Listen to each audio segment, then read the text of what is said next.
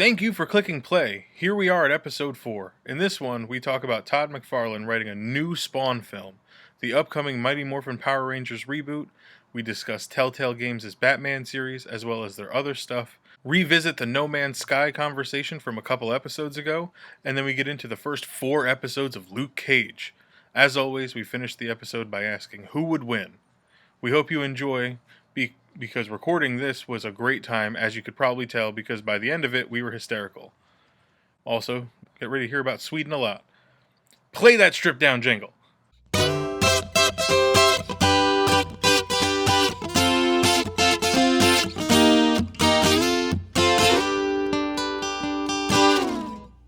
Hi, everybody. Hola, In to our Spanish-speaking listeners. So I am Robert. I'm Andrew. I'm Brian. And I'm Jordan. All right. Yeah, he is. Still hasn't escaped the The upside down. Still stuck there. But we're... Actually, I'm calling in from the Bronx right now. From Seagate Prison. Ooh. Seagate Prison. Well, I mean, we've got you for a very limited time, so before you get beaten to a pulp in the jail.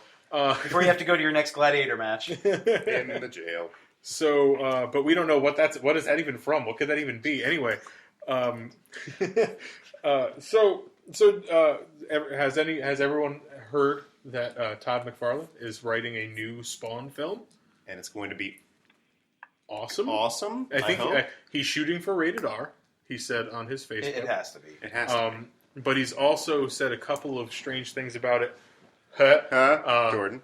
Where I think he's at 180 pages for the script right now, which is entirely too long for a feature film. Okay. Really? Yeah. So he's got to cut it down. I think he said probably 60 pages, but he's probably going to cut it down about 40 and hope that he could get it sold. But he's really close to being finished with it. It's editing. He's also said that it's not going to be a conventional Spawn take, like the Spawn movie from 1997. That's about right. He didn't write it. Right. Well, that figures. And the guy that wrote it, I was doing research like a couple weeks ago. The guy that wrote the original Spawn film has like one other writing credit and then disappeared forever. So if you didn't like that movie, or you did, stay tuned because it's going to be way better because the actual creator of the comic is writing a fucking movie about it. Is it going to be Al Simmons? I believe so, but he also said something about him. He's not going to be like it's going to be like almost like a horror take. That would be awesome. Yeah. Which would be incredible. Yeah, absolutely. Although the original Spawn movie is technically listed under horror/action. Mm-hmm. So just throwing that out there. Yeah. Because of the clown. The Violator. Violator. John Leguizamo. Yeah. Still like one of my favorite performances in something ever.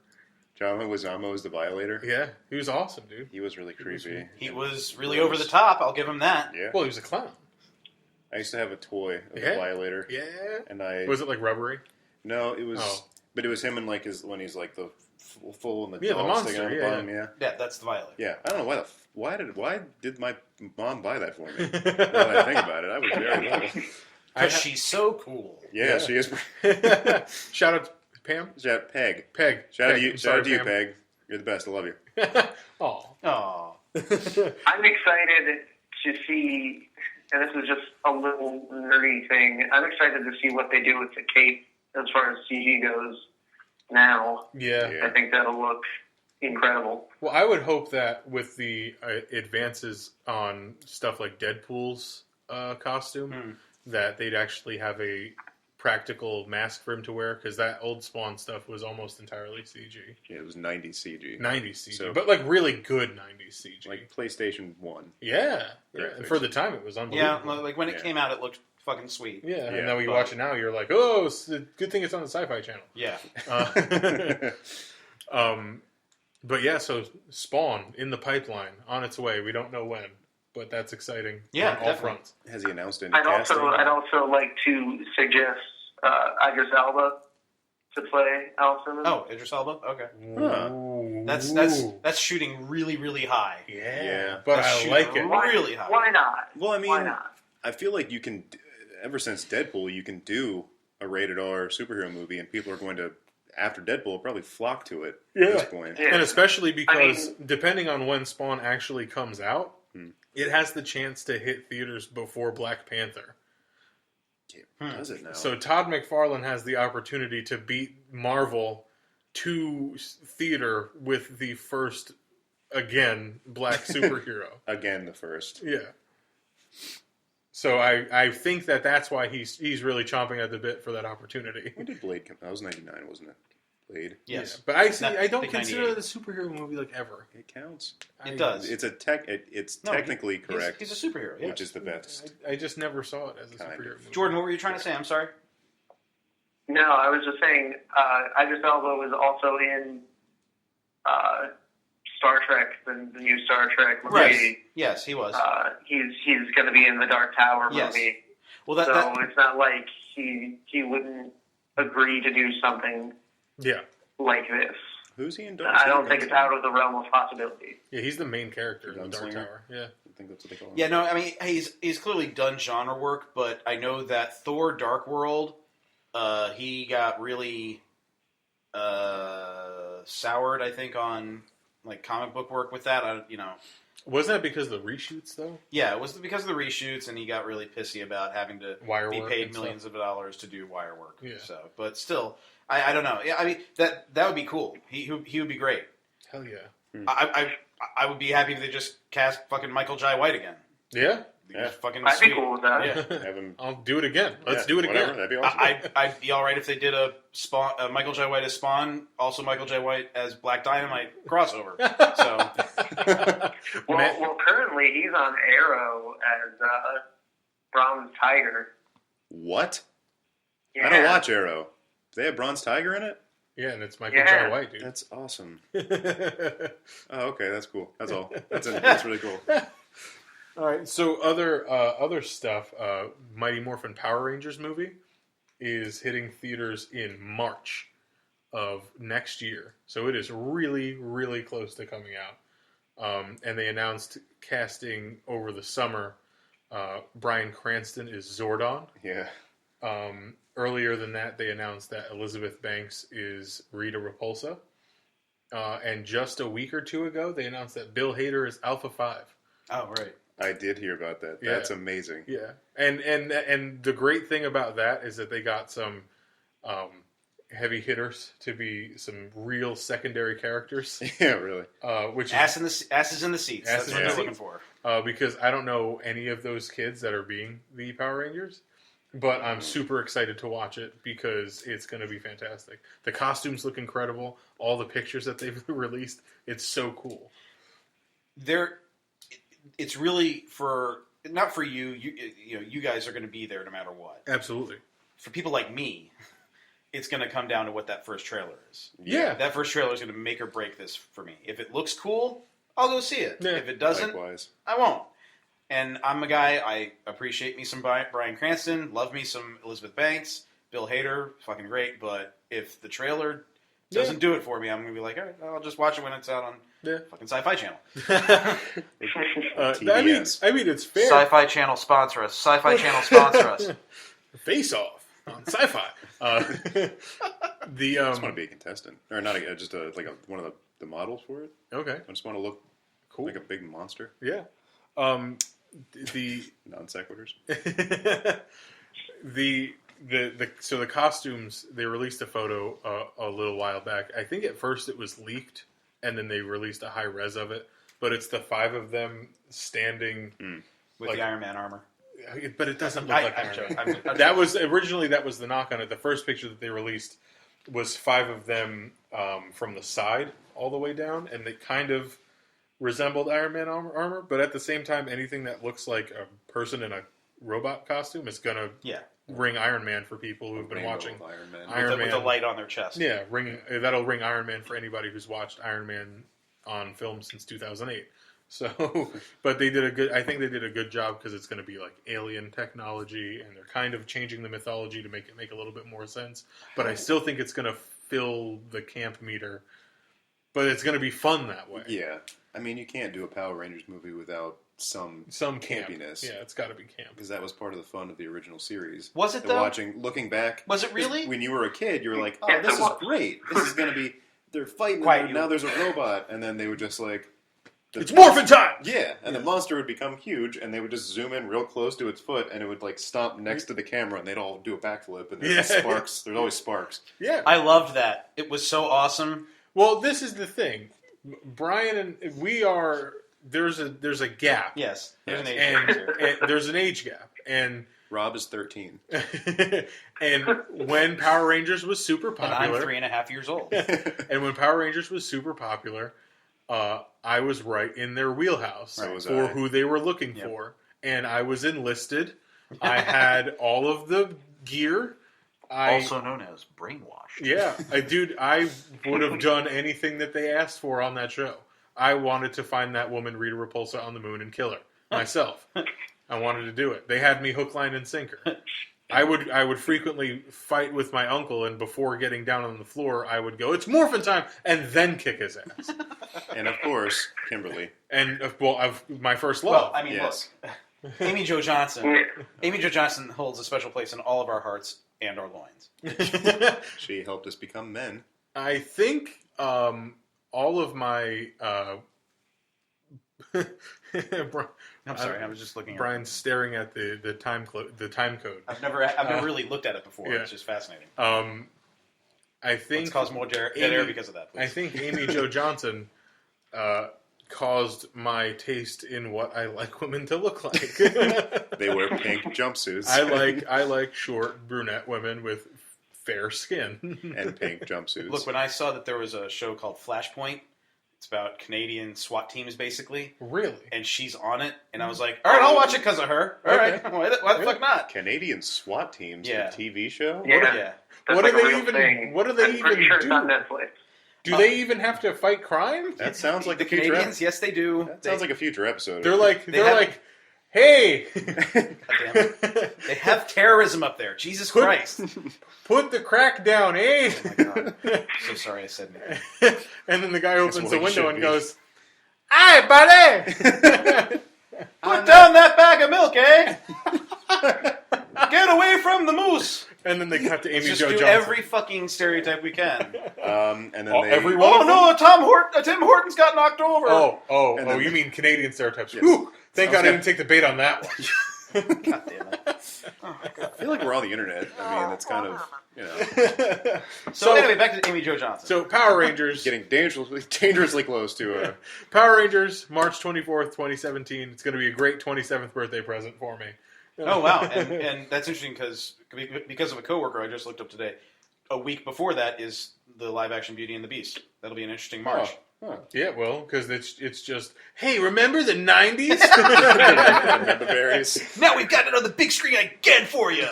Remember when you were Only 7? 90s kids remember the 90s. All right? Only 90s kids will appreciate this March. 2017 is going to be damn just a it. BuzzFeed list. That's all 2017 is.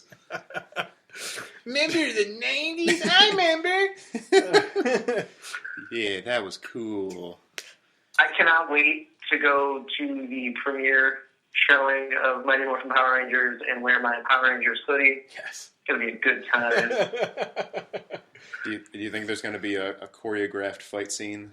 There better be. That happened at... I can only hope. Whoa, Andrew, go further out on a limb, please. That happened at, what did we see, Star Wars? When we saw Episode 3 years ago, there was these two dudes just popped up in the front row and they choreographed a lightsaber fight. I'm sorry. I thought you were talking about like in the movie. I was like, oh, okay. I wonder if they're going to have fight scenes in the movie. That's what I thought you were going for. It's gonna They be- ad-lib all of them. It's a political thriller. The Mighty Morphin Power Rangers. Mighty Morphin Power Rangers, the Winter Soldier. Special Victims Unit. It's morphin' time for president. Oh my god. And with that, Jordan, you been playing any video games lately? Well, there's this one that just kind of came out last month, and I downloaded it. Ooh, what's it called? So it's Batman, the Telltale series. Whoa. Hold the phone. Telltale did a Batman series? I'm kidding. It's amazing. You're telling me that this Telltale game is about a 13-year-old kid who solves crime and goes to court? Thinks he's a lawyer. Shout out Theo Boone. Theo Boone. So Batman Telltale Games. What do you think, Jordan? I think it's such an interesting take on the mythology of Batman, and it's a lot of stuff that I've never thought about before. Mm-hmm. If I could just interrupt you right there, it's the mythology, please. Thanks. God damn it. Thank you for being pissed off about the last 5 minutes, but adding that. You're welcome. Christ almighty. Way to contribute. But yeah, they've I'm taken. a big fan of. They've taken a lot of stuff. What they've done with the story and the so mythology. far. They've taken things that you know, and they've made them different. Like this is the coolest take on Penguin since Batman Returns. Really? In this game, is he just a penguin? Do you want to spoil some stuff? Yeah. Episodes 1 and 2. Yeah, go ahead. Yeah. I doubt. If I ever play it, it's not going to be because I'm going to be on the edge of my seat of what they're going to do with the story. It's just going to be because I want to play and play be cool the Batman. Yeah, Yeah. Well, I guess I'm locked into this podcast, so I don't have a choice. So yeah, go ahead. Yep. Andrew was never going to buy it. He's never going to sit down and play it. It's First of all, Jordan, it's fine. I'll go ahead and spoil it. Jason Todd is the Arkham Knight. wait a minute. You're telling me Jason Todd thinks he's a lawyer? Inside jokes don't work. So Yes, on they do. podcasts Oh, do yes, they? they do. totally I'm missing. laughing. Totally missing. I'm laughing. The first 17 minutes of this have been terrible. I don't know what you're talking about. But yeah, so what they did with Penguin was they made him a guy that's the same age as Bruce, and they made him a young guy who is not deformed like at all. Is it almost like Gotham-esque? Not even that, because in Gotham he's like kind of. He's just weird looking. Yeah, he's kind of weird looking in Gotham still. Yeah, he is. I mean, that's what the actor looks like, and I feel bad saying that. He's a weird-looking man. Yeah, he's an But odd-looking dude. in the game, they make him like a decent-looking British guy who grew up with Bruce, but the Cobblepot family has just not had the benefit or the privilege that the Wayne family has gotten. And as you peel that onion, you find out that they've given Thomas Wayne an actual characterization. And not just doctor. And He's just not the best guy on the planet. Yeah. He's actually a very flawed person who did a lot of terrible things that were just covered up. And Bruce is finding them out as you find them out. Oh, wow. And he doesn't know how to deal with them. That's awesome. That's actually and you have because it's Telltale, you have to choose Yeah. what you say in each conversation. Yeah. And you have every opportunity to be an asshole to Alfred about it. And I just never take it. You can't. I'm always very sweet to him. And you would have that British dry wit that he would just tear you apart like Yeah, that. but it gives you the opportunity at every turn to just be a total cock to Alfred. Because Alfred knew about it, Yeah. but didn't say anything. Well, So you have the greater opportunity good. to be asked. Yeah, that's basically what he He explains made, it. it's because there's Batman now. Yeah, and he's just like, I didn't think he needed to know. But Thomas Wayne was essentially dirty money, like mob money, Oh, boy. and he was laundering the money, and he also Really? killed people, What? but like for science. Oh, okay. But one of the people that he killed it was an asylum, right? Was it Arkham Asylum? Yeah. It was in Arkham Asylum. Thomas Wayne was the head doctor, and he injected Cobblepot's mother with something and murdered her. I'm sure he did. And it was... Bye-bye. Yeah, he had sex with her, right? LOL. We got to hit that high five quota that we've established just now. But Thomas Wayne yeah. worked alongside Carmine Falcone and Mayor Hamilton Hill. And the three of them ran Gotham, essentially. Yeah. And Wow. then Thomas Wayne was murdered, and so all of this doubt comes up as to whether it was a hit or something like that. whether it was a hit. Bruce is trying to figure out who ordered the hit on his parents.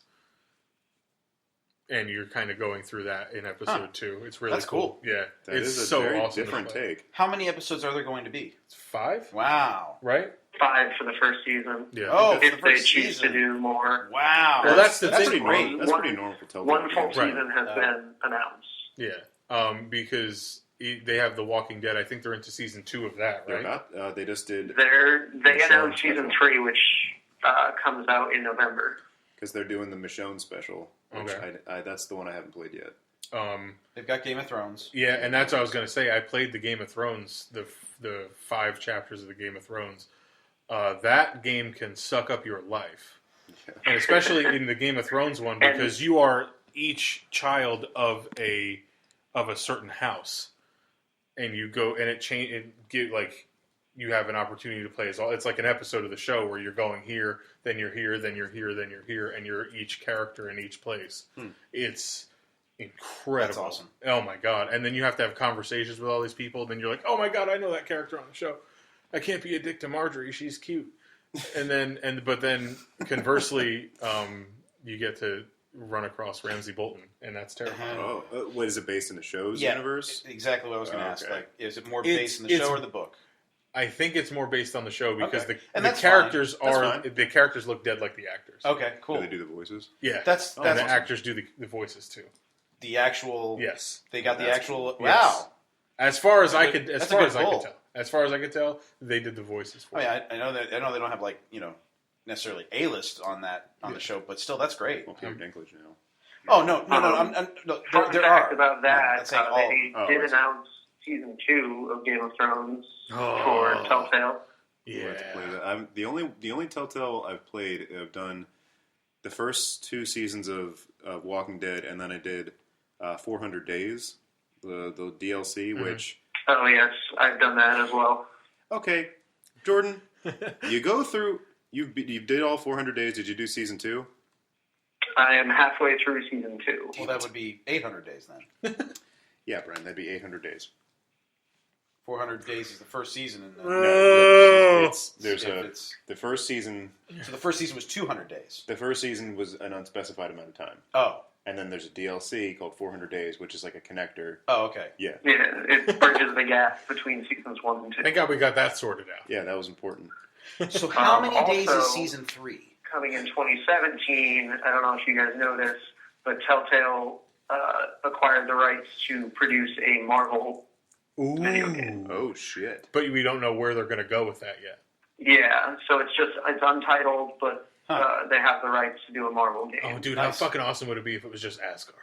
That'd That'd be cool. be fucking amazing. I was gonna say, do you think they would just follow one person like the Batman ones, or do you think they'd go full blown like Avengers or X Men? Oh man, An X Men one. I think if they have the rights to only one Marvel game, that they would just make it Avengers, so they could have every Everybody, fucking yeah. character. Yeah. I don't know. I think a Spider Man one would be pretty Yeah. interesting. Yeah. No. Like just the Spider. Well, I mean, universe. yeah, Daredevil would be cool yeah. Yeah. because it's like My because street level stuff is a lot of fun in that because you Yeah. have to. The thing about the Batman one that's a lot of fun is that you're both Bruce and Batman, That's cool. and everything that you do on either side affects the other one's life. Huh. Wait. No. Bruce and wait. Are you telling me that Bruce Wayne and Batman are one and the same? I'm glad that there's 3 people on this podcast today. He's a my billionaire guess is they're playboy. Why going would he do to that? do some sort of announcement with the Marvel license at New York Comic Con, Well, that's which like is next week. Next Ah, week. Next week, Nice. Shit, that'll be exciting. Yeah. So Telltale stay Games is tuned for awesome. that. You heard it here first. But Yes. I really, Telltale Games just as a concept Awesome. is one of my favorite things about the video game industry right now. Choose your own adventure, Yeah. basically. See, I'm very interested in the games that have been out recently by them. The Game of Thrones. Not so much The Walking Dead. I don't know why, but the Batman. The first one that I heard about them doing like the episodic game storytelling basically Yeah. was Jurassic Park. Wow. And evidently, it was shit. Well, what heard could they've you missed. do, though? I've heard they It was supposed to take place after the first movie, kind of ignore the Lost World and Jurassic Park 3, As and is now it's expected. supposed to, and it was supposed to be not supposed to be. The mission, the story was that it was a group sent to get the Barbasol can full of embryos that Nedry dropped, but evidently the execution of it by Telltale Games was not very good. That the story wasn't that great, that just and didn't go anywhere, so they didn't do anything else with it. So after I read those reviews, I was like, I don't know if I'll. Well, but now, I think now it's good to know that they've. I think they've the problem succeeded. problem with that specifically is that that's a more because you know what the mission is, and so it would be more of a plot driven story, which is kind of difficult. Where if you're doing these other ones, they're more you get to explore these characters. Well, I mean, Walking Dead, it's all episodic. The way they do it, and it's. But like so with that good. Walking Dead, you're building that character to reflect how you want that person to act. Yeah. Where Bruce Wayne, you get to reflect how you want that person to act. And then in the Game of Thrones, you know the story, but you still have to live or die. And you can very well do that because one of the very first things that happens is you're a character and you get offed immediately. Oh. And you're like, oh, well, I thought I was going to be him for a while, and you're not.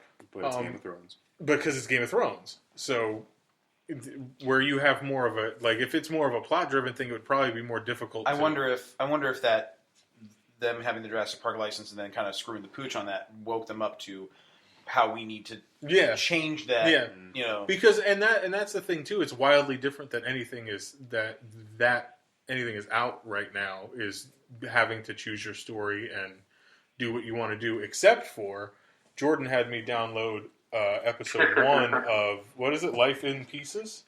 Life is Strange. Oh, Life is Strange. I've heard of that. Which is, unfortunately, I know the whole storyline to it now, but it looks...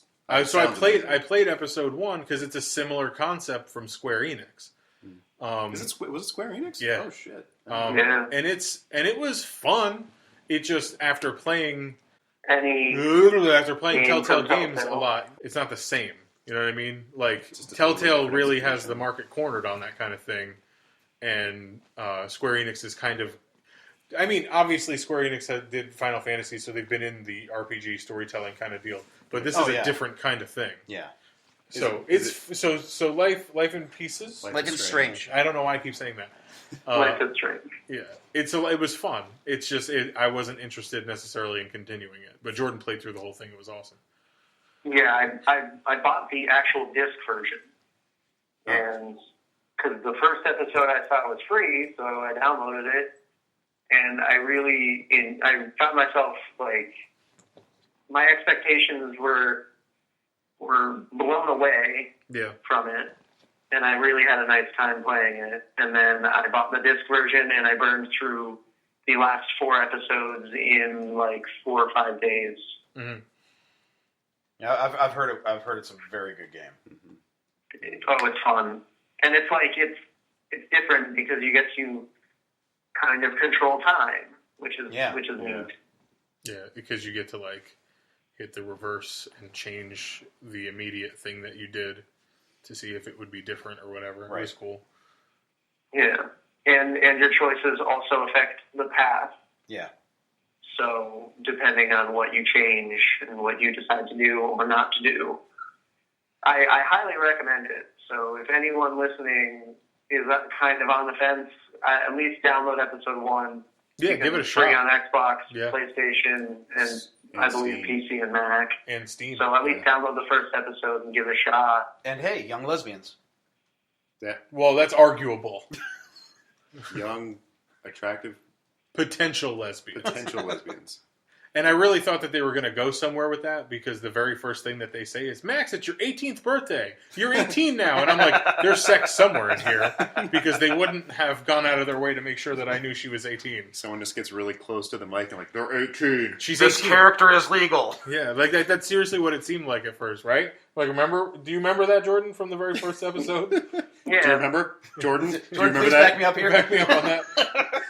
It seemed. I was just like, okay, they're going to do something with this, probably. I think You're going to edit this. You can take that part out if you want. There's some innuendo throughout. Yeah. In your endo. Yeah, so... So a woman walks into a bar and orders a double entendre. So I gave it to her. God damn it. What were you going to say, Rob? I'm So sorry. you gave her a shot Of alcohol. And then everything, and she paid, and she tipped very well. So I've got an update to, I guess it was from our Stranger Things episode. So 2 episodes back, went on a little bit of a rant about No Man's Sky. When I was talking about that, it had been out about 3.5 weeks. And I had really been paying attention to it because there was a Lost episode that I talked about it that came out about 2.5 weeks after it came out. And I'd been seeing a lot of reaction. And it was really at the macro level. Like, people were upset about the gameplay, about these broad general things. Like, yeah, no, it wasn't technically prepared, or technically all built out. It was kind of a half a game, so forth.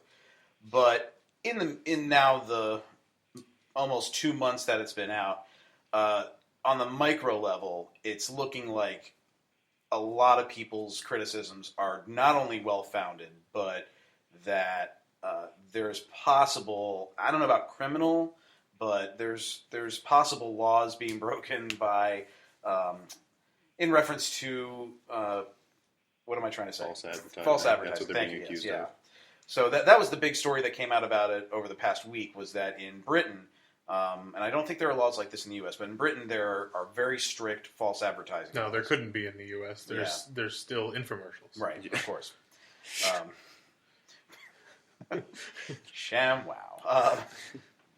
But so the E3, the big one that everyone points to is the E3 2014 trailer that looked just fucking gorgeous and was the one that roped a lot of people in, and then the game came out and it was almost not that at all.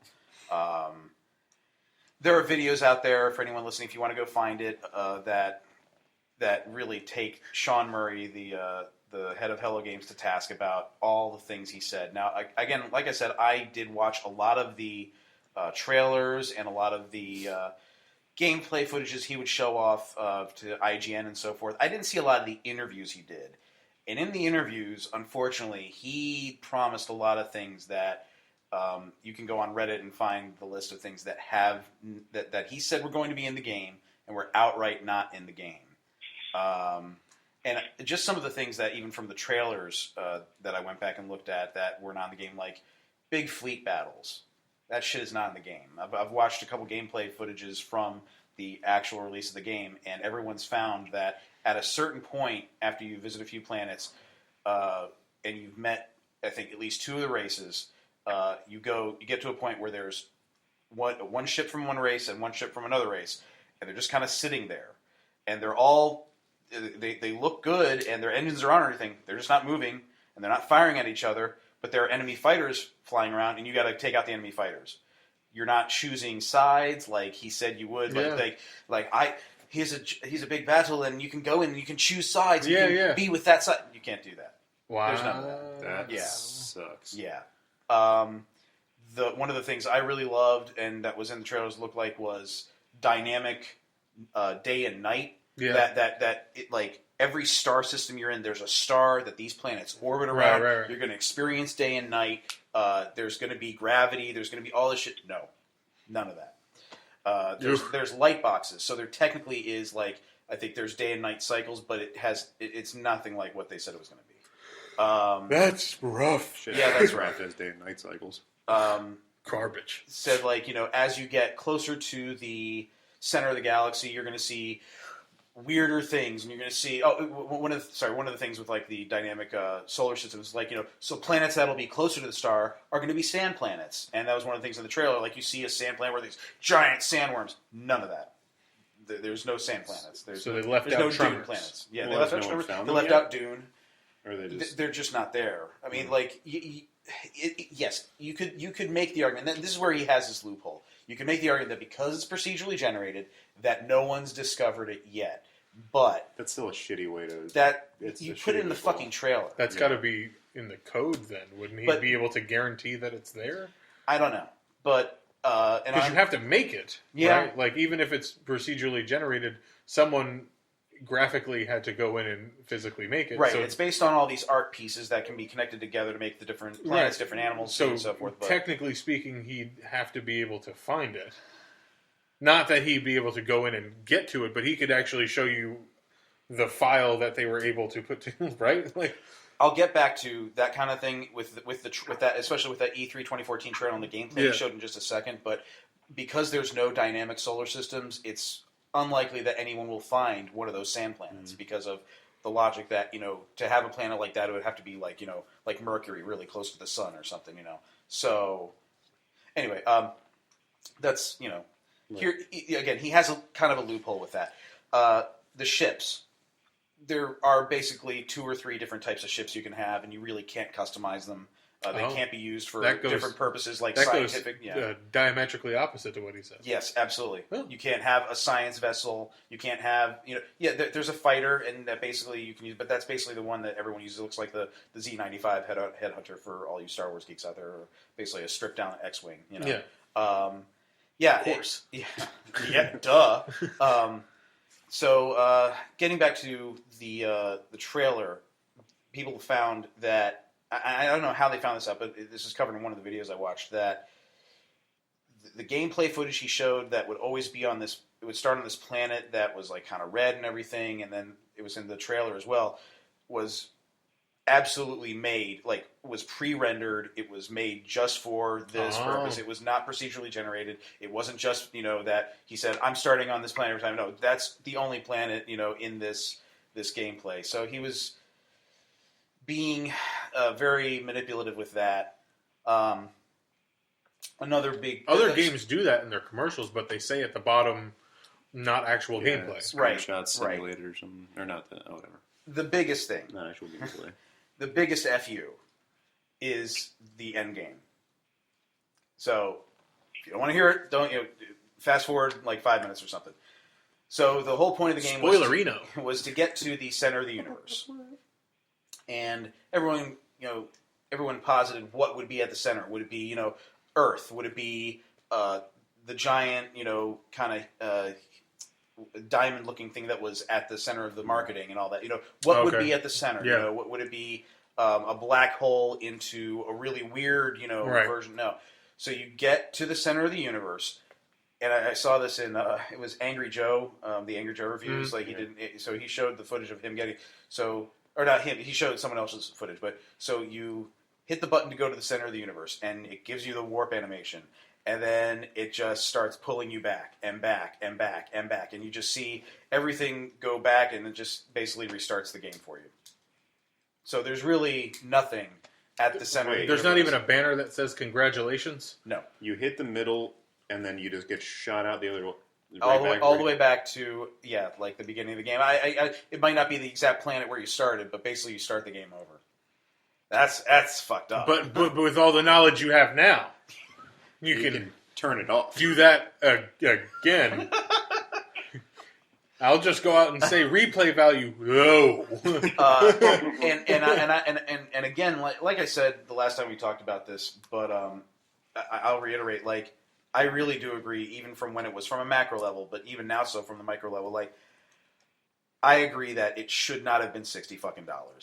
That was, if it had been, because it really the best analogy to what No Man's Sky is a Trump presidency. Oh my god, let's not do that. An early access Orange Abomination. An early access survival game, much like Ark. I don't know if any of you have seen Ark, but that looks fucking amazing, and it's early access, and they don't charge you fucking $60 to play it. If they had done something like Rust or Ark or something. Rust is a very apt analogy. But yeah, any of those are like the early access games where you pay maybe like $15 and you have access to the game, and then you can play it and see. You know it's going to be glitchy. You know it's going to be buggy. You know it's going to be a half-built game. But they fucking sold this thing as, like Jordan said, a couple episodes ago, AAA.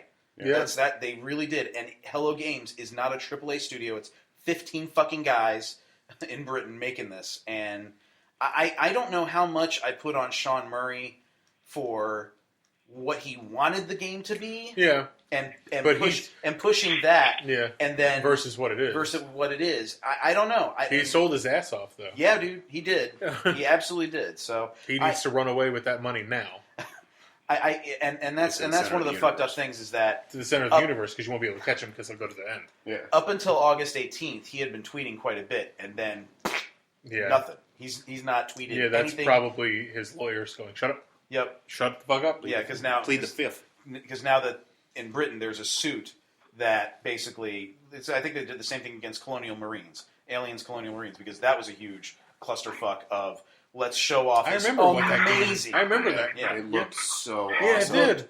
Fucking great, and then the finished product was Really? shit on a stick. Oh, like the enemy AI was garbage. The and it story was just, sucked. Okay, I remember, Yeah. dude. I remember the commercials for that game. That sounded awesome. Yeah, no, the trailers Yeah. were fucking great, yeah. but That's they really could not back it unfortunate. up. So yeah, So you No would say, Man's- as a salesman, Sean Murray was a power man.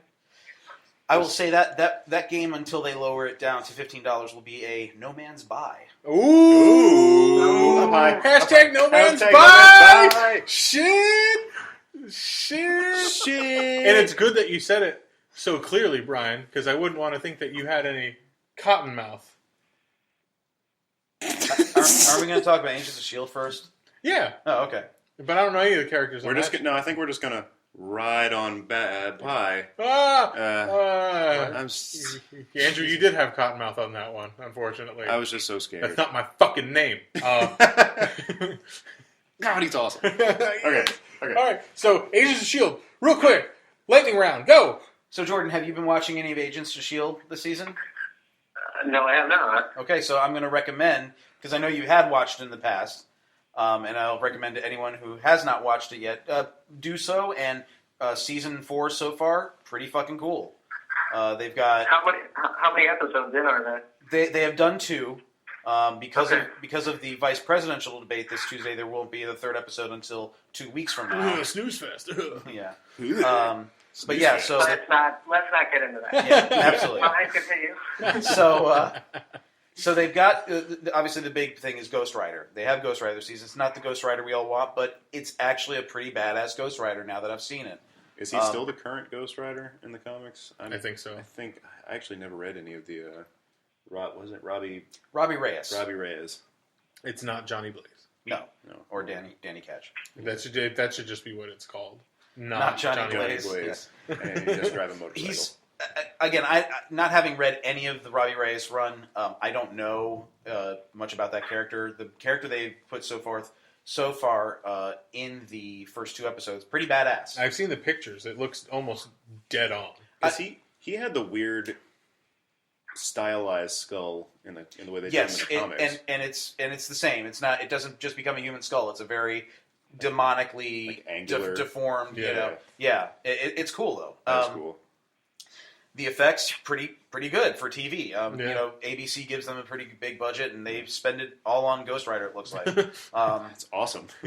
We Yeah. hear Phil Coulson's disembodied voice because they couldn't afford it.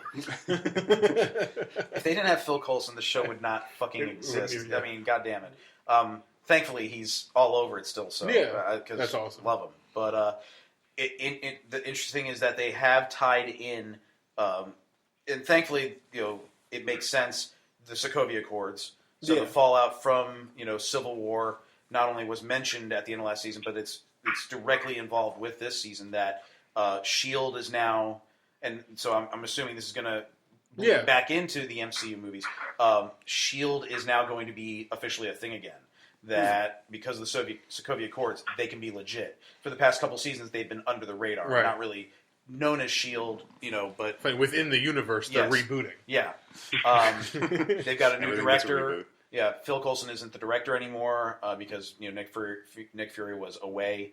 So they've got a new director who is an Inhuman, and just for all of you, since they don't have the mutant, they can't say mutant. All of the powered people in the world are Inhumans now. So, so it's Jeffrey Mace, who Because they're so human, they're inhuman. is Patriot. So that'll be interesting to see, his progression for this season, because basically they've got a superhero who's going to be the director of S.H.I.E.L.D. That's pretty cool. Sounds like a conflict of interest. Sounds like an interesting conflict. Yeah! So yeah, Agents of S.H.I.E.L.D. Great. Brian stares into You the almost knocked me off the couch. You're such a powerful man with that high thanks. five. Thanks.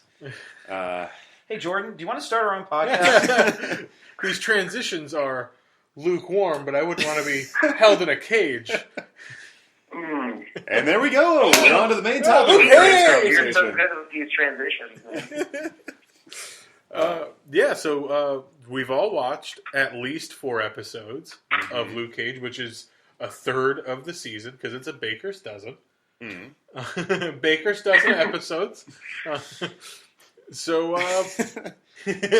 just lead off thoughts. It is fucking awesome Right. so far. Meh. Oh, No, it's great. lead off thoughts, Jordan.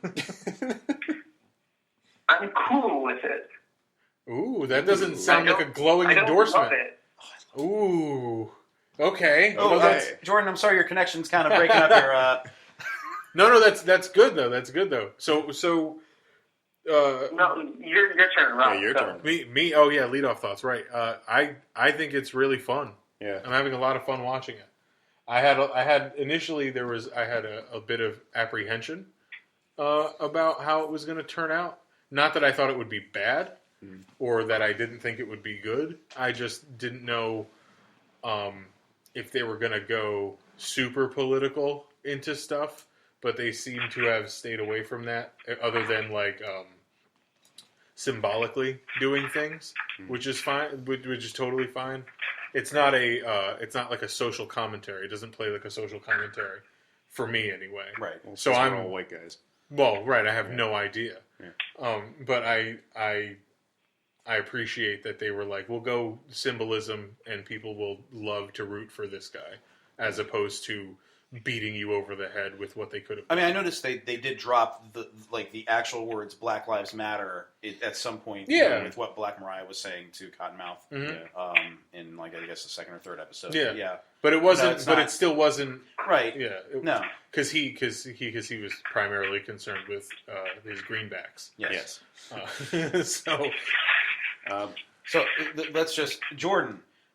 Please get into why you are not why you're cool on it. and stop shredding paper in the background. Right, they're picking up. She's eating chips. Oh, The bane of our existence. It's just it's episode Ground Zero all over again. My whole thing with this show, to me, doesn't really feel like a superhero show. Okay. And that's not a bad thing. No, but I agree. It doesn't feel like a superhero show. That's kind of one thing I like about it. Like, Yeah. I feel like Jessica Jones and Daredevil both had a feel to them. Well, I'll say I don't think Jessica Jones This played like a one superhero does show at not. all. I didn't think so at all. Daredevil. I don't know. like, I feel like this is missing something. Okay. I have a suspicion that since you went to 5 episodes, Jordan. Yes, I finished episode 5. So since we're only that far into it, I have a feeling that around the midway point, that shit's gonna get ratcheted up. That I don't know that for certain, and I hope it does because I can see where you're coming from. I find it very compelling. It's Yeah. well, the thing is that there's a considerable amount of stuff that's happened, but it's been particularly slow Yeah. for the first Yeah. 4 at least. Well, the first 3 I episodes, agree. covered just a couple days. Yeah. And they kept going back, which was fine. Yeah. It was cool how they did it, but they kept going back and showing what happened when he eventually leading to him storming the Crispus Attucks. Yeah, oh my God. Well, just the Crispus Attucks they were calling it. Yeah. So, which was amazing. But no, it's taking its time. Now, I will say that I have not a quote unquote bone to pick necessarily, but the Crispus Attucks, is that what the hell the name is? I'm sorry, because they said it a couple times, and I don't pay attention to specifics like that in the show because it doesn't necessarily. Okay. When he that scene was kind of built to be his hallway scene, it felt like. Right.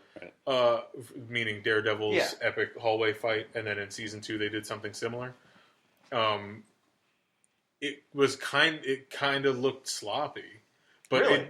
I think it's because Luke Cage is not necessarily a martial artist. He's pushing people. That's what I like, because in the hallway scene in season 1, and then the stairwell scene in season 2, Daredevil is a acrobatic fighter. That's what he does. He flips and kicks people and throws stuff, while Luke Cage walks down a hallway and it's just like, nope.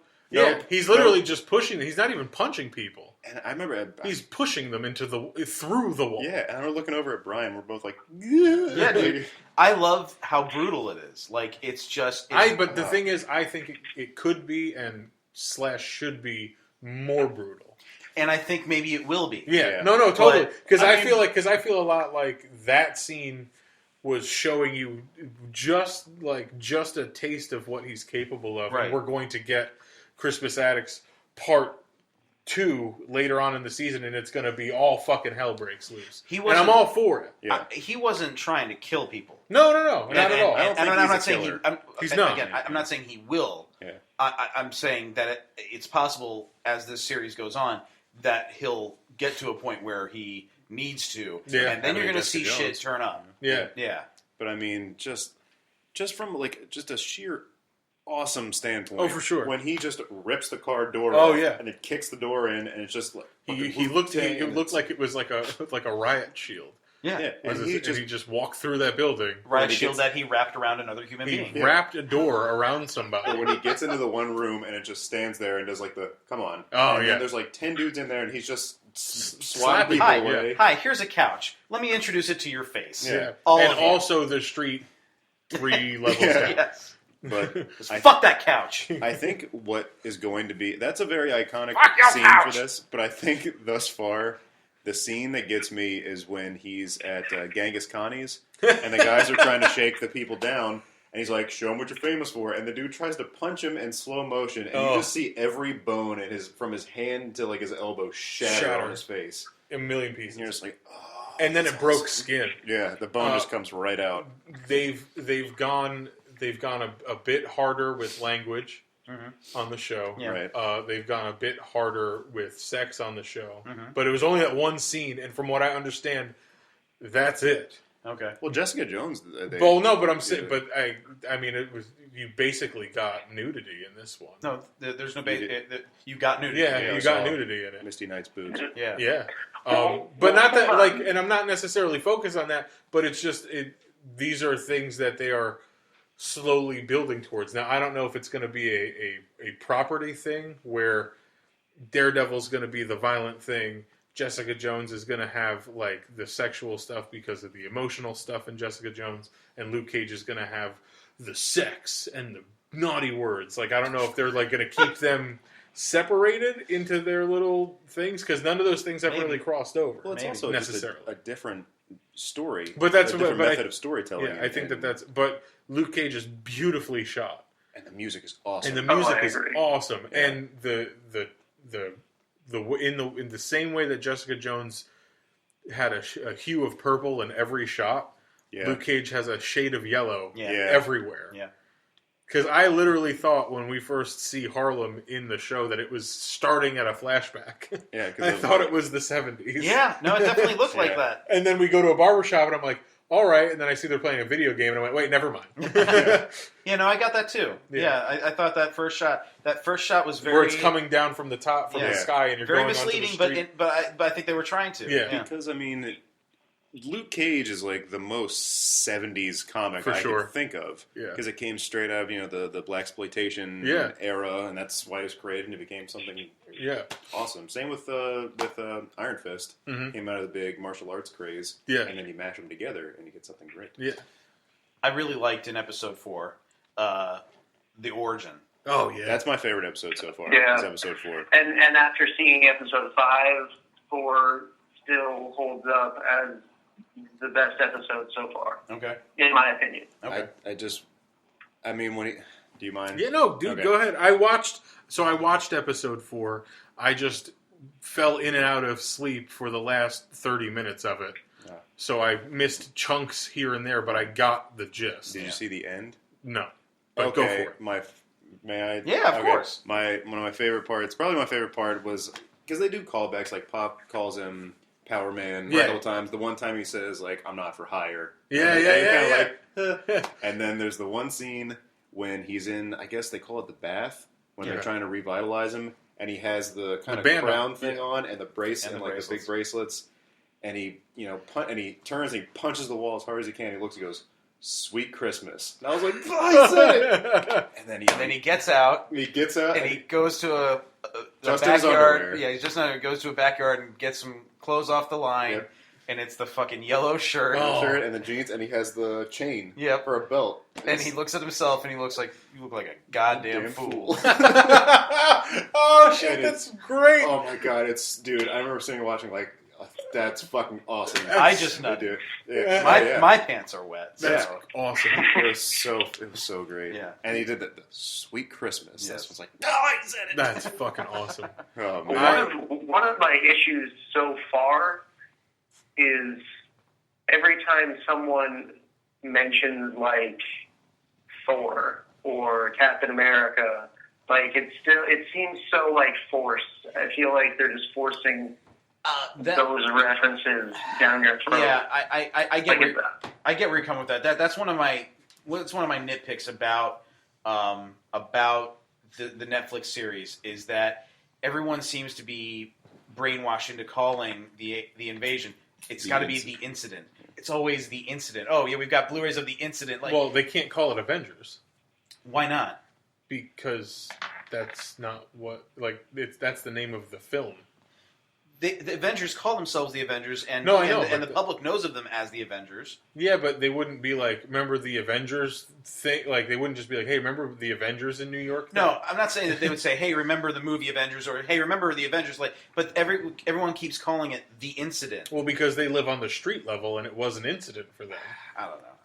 My issue is when everyone is like, oh, like that dude with the hammer, or the big green guy. That's the other thing. Like, one of the things about the Jessica Jones is like in the episode where she is targeted by the woman who lost her mother during the incident. Oh yeah. She says, go after the big green guy or the flag waver. It's like, why wouldn't she just say Captain America or Banner or something like everyone knows who these people are in that universe. Like, I agree, Jordan. It feels forced when they do that. But it doesn't feel organic. I'll counter that with this. I'd rather them say any of those things than never mention it at all.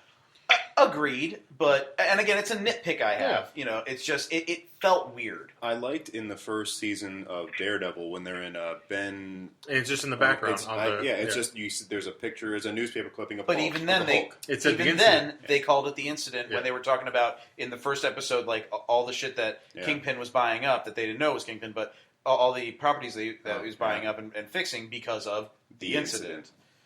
Hey. They put a name on it. That's all. I know. It's just that everyone calls it the incident. They don't want to. They're not going to call it the alien invasion.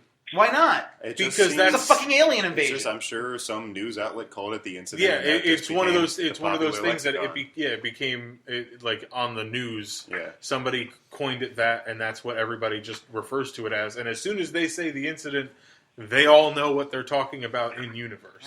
Sometimes it did, like, especially in this one, the dude selling like the bootlegs of it. I liked that. I liked it. It felt a little shoehorned in. Yeah. But I did. You're right though. I like that because there's people on the streets in New York trying to sell you everything all the time. Yeah. And it would stand to reason that guy also exists in that universe. Yeah. That makes sense to me as well. But there's a scene in episode 5 where Black Mariah is talking about it, and it just feels so not natural. Okay.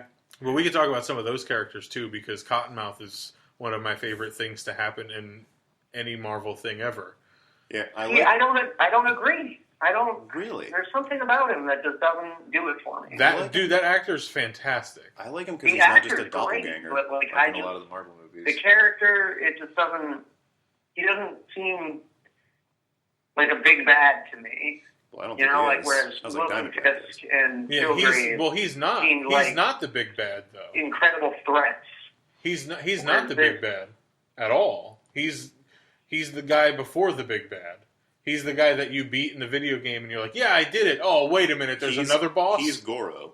Yeah. Yeah. He's Goro. You have to get to the top of the tower, and then you get the next guy. Like you get to move on to Shao Kahn after you beat Goro. He's Goro. Maybe like Brian said, I'm not in it enough to where shit gets crazy. Yeah.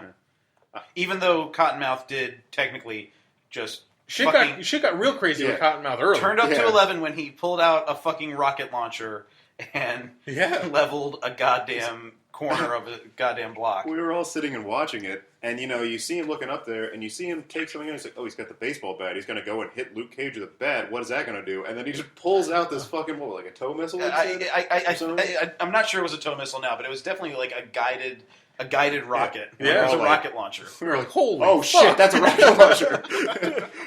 Where the fuck? Let's see, what is he? He's beaten a kid to death. Yeah. He threw And we got to watch that. And then he just stands up and he's just covered in blood. And he still gets the crown on his head. Yeah. That was cool. I love that when he's standing in front of the Biggie poster and he's got that was awesome. God, everything about that was fucking amazing. The whole it's all red. Yeah. The room, you can hardly see the When he threw that dude off the building, that was like... Yeah.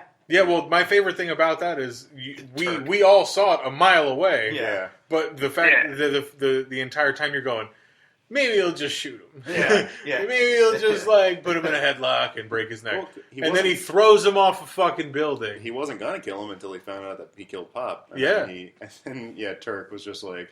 But as soon as Pop was dead, that guy, we knew that. Oh yeah. He was there was gone. no way. It was either going to be Cottonmouth or Luke Cage. I just love that a Turk from the Daredevil series. Yeah. Just like, I'm going back to Midtown. You guys up here, you guys are crazy. Yeah. You uptown guys are crazy. That's one of the things also about this one that I think more than the 3 previous Netflix series seasons, I do find this one has a little bit more predictability. And I'm not saying that's a bad thing, because in the first episode, as soon as Pops, it was just like, oh, well, he's gonna die. Yeah, he's too good. Yeah, he's too close to Luke. He's gonna die. But I'll also offer this though: Luke Cage's the series is different in that the emotional center for the other Netflix shows is never really the main character. Yeah, and Luke Cage is absolutely the emotional center for his show. Yeah, he's had a rough fucking time, man. Yeah, because he's in a constant state of, oh, god damn it. Yeah, motherfucker. But he is the emotional center for his show, where in Daredevil it fluctuates sometimes between characters. It's a lot of times it's Foggy, a lot of times it's Karen Page. Oh yeah. And then for Jessica Jones, it's not necessarily her because she's kind of Patsy. morally gray. It's Patsy. Hellcat. But Luke Cage is his own emotional center in his program. Fuck, even fucking Kilgrave was. Yeah. There were certain points where he was an emotional center. Yeah. They actually made you feel bad for him, which was fucking awesome. Yeah. But I mean, because you shouldn't have. Yeah. They were good at making good you writing. Yeah. Because you're not supposed to feel bad for the abuser guy. Yeah. I'm not declaring that I feel bad for him. It's not that you feel bad for the abuser guy. You feel bad for the kid that was experimented on by his parents. Yeah. Like, that's where you feel bad. Like, fuck. Yeah, but he's a piece of shit now. Yeah. You also feel bad for Luke Cage in Jessica Jones. Yeah. He became the emotional center in Jessica Jones in the 3 episodes that he showed up for. Yeah. Yeah. It was awesome. He just seems like he's someone who's trying so hard to just be a good person and live a quiet life, and just keeps getting pulled into all this bullshit. I just feel like Andrew is Luke Cage all the time. Wait, what? It's just you. That's just you're just like, oh god damn it. And I'm here, and I just really don't want these things to get any worse, so I'll be involved in them. I felt really bad in... Thanks. It's a compliment. Okay. In Jessica Jones, I felt really bad for the circular saw. Yeah? That poor thing never saw it coming. Never saw it. Oh. So anyway. God damn, I didn't even fucking catch that till right now. Holy shit. Wordplay. Circular saw it coming. But also... Obviously, Luke Cage is bulletproof, and they had him wear a hoodie and go into a building. Jeez. No, and quote unquote from the director and the showrunner, that is exactly what they were going for. Wow. The symbolism of there is a bulletproof black man in a hoodie and bullets can't stop him. Wow. They were absolutely going for that, and it totally translated for me. Yeah, I mean, it's kind of hard not to see in a way that you were just like, wow. But where they went there in the 3 previous episodes, to every other black guy gets gunned down like it's nobody's business. Yeah. So I get like the symbolism of Luke Cage not being able to be taken down by as he's, I don't know how many gunshots he took. He's been shot unprecedented at least 1,000 times in like 3 days. Just like 4 episodes, dude. And it was great. It was so cool to see. What were you going to say, Jordan? No, I was just going to say the character of Mariah Dillard, Black Mariah, the actress was also in Captain America: Civil War as the grieving mother who confronted Tony Stark, which and she's not playing the same character initially. Wait, it is? Yes, that's the same woman. Oh, Alfred Woodard. Yeah. I didn't even notice. Same actress, different characters. Yeah, that's the first time I've seen that in the MCU. I don't know. I noticed that too, and I was like, I don't know how I feel about that. I'm fine with it now. But I feel like it would have been real easy for them to just make them the same character. I don't understand why they did that. Right? Well, I don't know, because she's a congresswoman? Yeah, but even in councilwoman. In Civil War, you don't know what her fucking job is, and it doesn't matter. She lost her son. That's the point. I thought she said that she was. I thought she was with the State Department or something like that in Civil War. She identified herself. No. But my point is, they could have just made her the same person, and it wouldn't have changed anything. Fair enough. Where it would have just been easier. I mean, I realize they had the show written and then casted her, but you could just go back and be like, oh yeah, we'll just make it the same. It's fine. That would have just made it a nice little tie-in to the most recent thing. Yeah. But that's a total fucking tiny little nitpick because it's so much fun to fucking watch. Yeah.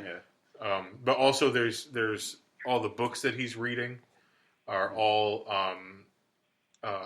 black poets and authors from the Harlem Renaissance. The music, some of it's directly, some of it's indirectly. The soundtrack is fucking amazing. Well, but it's all stuff from that era that they have thrown at you. That's awesome. Yeah. Like all of the authors and all of all of the stuff that you see on screen, that's all from that fucking time frame. That's just so Luke Cage. Yeah, exactly. It's perfectly transported into present day, and I mean, I also like Luke Cage's aversion to the N-word. Yeah, I mean, I agree. I like that.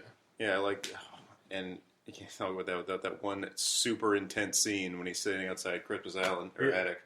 Christmas attics. Excuse me. And the one kid just puts the gun to it, and he's puts the gun puts his forehead in the gun. Do it! Oh my god! When he has the gun to his forehead. And he's just screaming at the kid about how bad his day's been. And he's just like, if you're going to do it, motherfucker, do it. Oh, it's so good. And then he shoots himself in the stomach with it. Shows him. And the kid so great. Disappeared. Dipset. Gone! And then immediately after that, he fucking storms Fort Knox. And they literally called it Fort Knox. And he walked right in like it was no big deal. So cannot wait to see where it's going. Yeah. We're going to keep watching some more of it, I believe, right after we're done recording here. So Yeah, I'm going into the next episode, I think. Awesome. I'm extremely intrigued. And I also have one more grievance to air with Luke Cage. And you guys might not feel the same way, but I feel like each episode... Jordan, we can't help that he's a black character, okay? You can't change that. Sorry. Coming across real Trumpy right now, Jordan. Stop it. I did not say that. Strike that from the record. My issue is I feel like there's a music video happening in every episode, and it bugs the shit out of me because it takes me out of the episode. Every time they're at the club, there's someone doing some sort of performance. That's also on purpose. I know it's on purpose, but I don't it pulls me out of it. Did you? Well, you probably didn't realize, Jordan. I don't expect you to know this. because you weren't in. You don't care. You didn't listen to hip hop. Right. Faith Evans was one of the singers at the club the one night. Yeah. Which was is that Faith Evans? yeah. I was like, immediately I was like, right. is that Faith Evans? Like Yeah. Biggie's wife? Like that's crazy. And then How she felt about the big. and then it totally was. Yeah. So that was cool.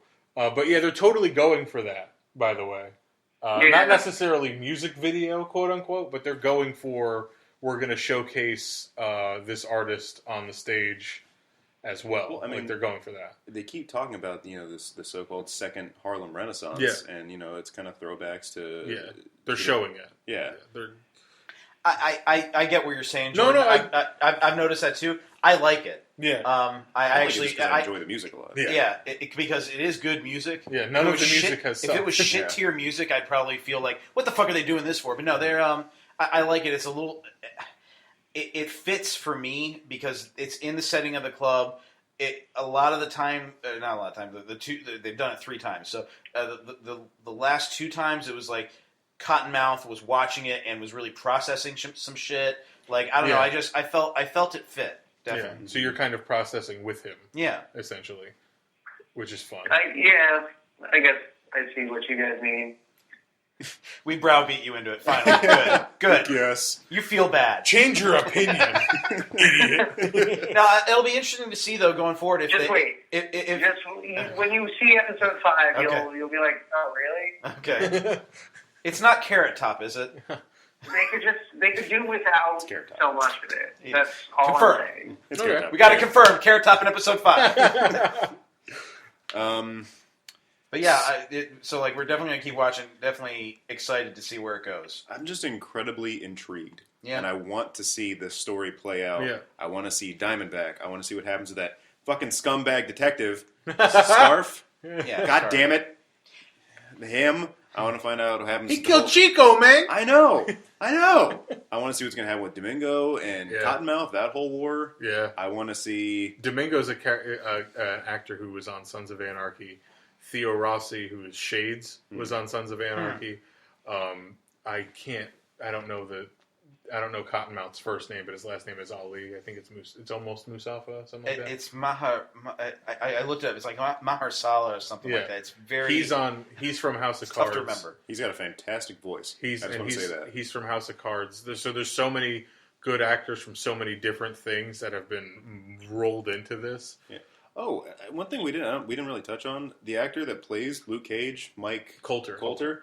he's great. Yeah. Oh, yeah. I mean, Fantastic. he does I love how he has the very, basically the gentle giant kind of thing, the very quiet, stoic, and he's the kind of guy that's a very long fuse, but once you hit the end, he rips a car door off. And that's why Andrew identifies with him so strongly, and that's where I got that. Daily rips off a car door and wraps it around a human. Yes, and storms a building. I need to be on some kind of medication.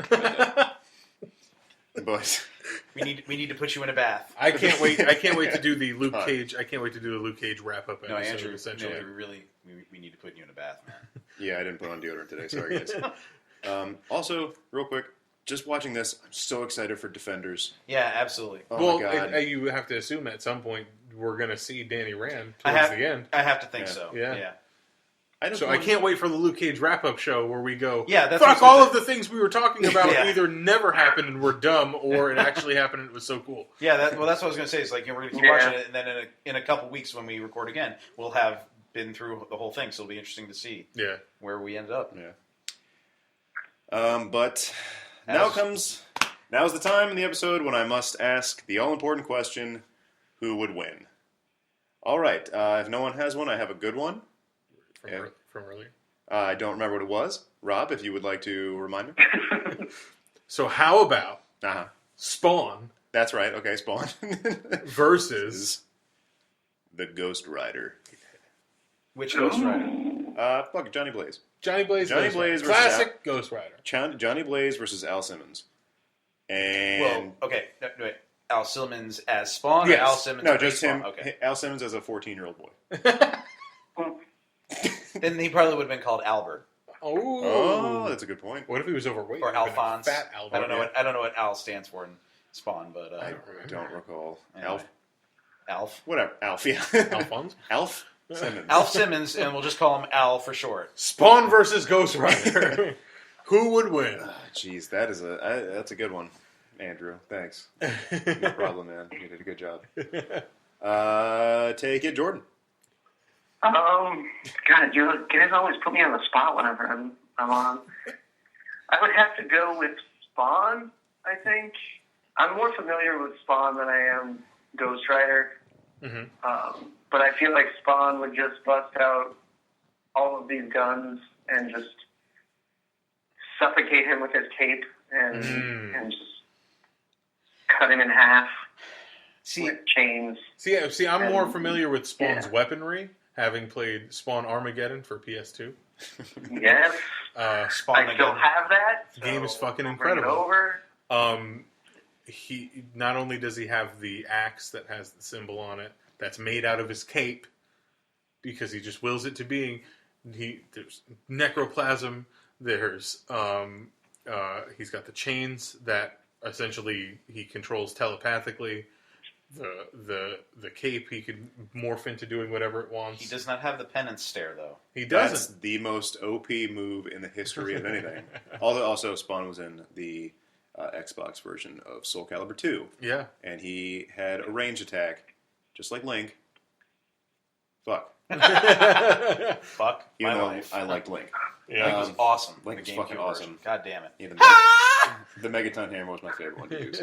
I think they both go for their chains first, and then their chains get intertwined, and they all be like, "Oh no, hey, you angle here, and then okay, so I'll step here," and then while they're doing that, pen and stare, Ghost Rider wins. Yeah, pen and stare on a man who was formerly an assassin. Yes. Right. Yeah. So Relive all that. as soon as he Yeah, hits with but that, Spawn relives that all the time. That was one of the things from the movie was that he had the flashbacks and the pain from what was going on. That was Pen and stare is not flashbacks. It's not. it makes you feel the pain of all the horror. That's what the you've done. hellfire that he had the suit is made out of is. He feels that pain constantly. So do you think it would be ineffective, So the pen and stare? Pen and stare causes a black hole, essentially a nexus. I'm just saying that's what the costume is made like. And if you're using the movie mythology, that's what it was. It was made out of his clown brings him to. Violator. He's the clown. The clown first. He brings him to his burial site, and they make him dig himself up. Like he has to, and he's like burning all the time when the suit comes on him and shit like that. Also, he has unbelievable regenerative qualities. So does Ghost Rider. Like almost Wolverine fast. So Ghost Rider is pretty far. Ghost Rider has the spirit of vengeance in him. He's a fucking demon. Yeah. But Spawn is the fucking leader of the army from hell. So we've got to draw that. I'll settle for draw. I'm just saying I don't think Ghost Rider does one thing and walks away with this. Well, no, fucking I mean, shit. I'd say 6 out of. Don't put your 6 out of 10 thing I'm on. putting on my 6 out of 10 for Launchpad McQuack from Darkwing Duck. I give the edge to Kevin McAllister. Does he have prep time? No. Oh, he just goes in there with a hockey stick or something. So here's my who. Okay. Oh, Well, go on, Brian. Sorry. No. Here's my who would win. Han Solo in his prime. Wait, hold on. I'm not done with the Ghost Rider Spawn. God damn it. I thought you were going to add No, that. okay, no. All right. Go ahead. I'm going to go through the list of abilities for each character. Oh, Jesus. Spawn, superhuman strength, speed, agility, and endurance. Gliding, immortality to an extent. Powers drain when used in full drainage of powers equals death. Healing factor. What? Full drainage of his powers. Martial artist, swordsman, marksman, athlete, and acrobat. Teleportation, shape-shifting, necroplasmic energy blast, resurrection, empathy, and multiple demonic powers. Man, just saying all that makes me really excited for this Spawn movie. That's what I'm saying! But, sorry, continue. All right, Ghost Rider. Abilities. Immense superhuman strength, stamina, agility, reflexes, endurance, and durability. Enchanted Hellfire Chain, motorcycle and shotgun, invulnerability to fire, heat, lava, and flames, penance stare, resurrection, immortality, regeneration, accelerated healing factor, ability to project regular urethral flame and travel between interdimensional realms. Wait, did you? No, we need to go back to the urethral flame here because we've really stumbled onto something here. Shit. That stream will fuck you up. I mean, that's when someone tells him to piss off, he fucking wails. Just falls off and pees lava on him. Why did they just say syphilis? I don't understand. It's like when you sneeze when you're peeing. It's like a fucking laser beam shooting. I am the Ghost Rider. Wait, was the penance stare? Wasn't that that was Danny Ketch, right? Wasn't that? I thought that was Johnny Blaze too. I thought that was. I thought it became Johnny Blaze, but I think. I thought that was all Ghost Riders had that ability. That's what the starting Spirit with of Vengeance. I love, does. but I also love that everything else is super explained, and it just says penance stare. You make it up, Yeah. And the urethral fire. So to me, all that sounds like a draw. Yeah, Yeah. they're both pretty '90s characters. Any talented art, well, Ghost Rider's what's. Regardless, he's a '90s-ish sounding character, yeah, and he's the coolest looking character because he's just a flaming skull with a leather jacket and a motorcycle. Any talented artists out there want to draw that? That'd be pretty cool. I'm not talented. Got that Fair right. enough. Yeah. Your watches suck. You're about to be a watch again. I guess we can conclude that Spawn Ghost Rider is a draw. I quote Henry Rollins. He's a ghost, and he's a rider. Ghost Rider. Thank you. Wow, that was some deep shit. Well, if any listeners have an opinion and they think one or the other, please comment on who you think will win. Please comment about anything. Please tell us how stupid all of us are. Yeah. Yes. Please just type first. Write the word first. We will give you a follow back if you write first on our YouTube comments. It just in different languages. In different languages, especially Swedish. Swedish. Shout out to Sweden. Shout out Sweden. International Podcast Day. Sweden. Woo! You guys are awesome over there. Holler at us, Sweden. Yeah, Sweden. We need a really big fan base in Sweden. Send us IKEA coupons. Because in a month and a half time, I might be looking to move to Sweden. Oh boy, yeah, we'll be seeing you guys soon, Sweden. Bringing the pod to you. Might be doing the podcast from Sweden. Yeah, all right. But also send us tickets to get there. Yes. Yes.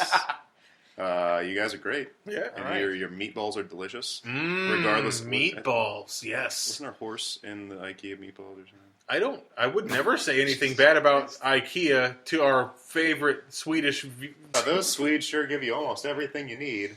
Feature on the site. Yeah, we're going to insult our one Swedish fan, man. Jesus. Well, they're awesome, whoever they are. Yeah, they are. And they should tell their friends to listen to it, too. To Pop Culture Shock. Headcannon. Episode 4. Headcannon. I'm Robert. I'm Andrew. I'm Brian. And I'm Jordan.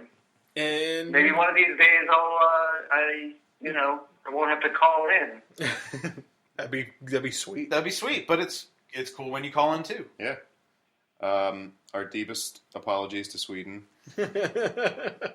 Please keep listening, and we love you guys, and we'll see you next time. Sweden, you're terrific. You're the greatest. No, well, now they're definitely not going to listen. We just cut out like 42% of the... It's over. All right, cutting it. So how was episode 4 for you guys? We had fun, could you tell? Are you pulling for Spawn or Ghost Rider in that epic Who Would Win? Are you enjoying Luke Cage? Do you agree with any of our criticisms or agree with what we love about it? Are you #No Man's Buy on No Man's Sky? Have you played Telltale Games? Do you love or hate their presentation? Are you stoked for the Power Rangers reboot? Are you stoked for the Spawn reboot? Let us know. On Twitter, we're at PCS Headcannon. Follow us. On Facebook, we're Pop Culture Shock Headcannon. Like us. We're on YouTube too, so subscribe to us. Individually, you can follow me on Twitter at Yesball, Jordan on Twitter and Instagram at Alex Shepard, no vowels. Andrew on Twitter at flavored_red and Instagram at skeleton_city_comics. And Brian was once followed across a lonesome highway by some adorable ducklings who confused him for their mother. Weird. There it is. That's a wrap. Do the things and stuff. Fuck yeah, Sweden.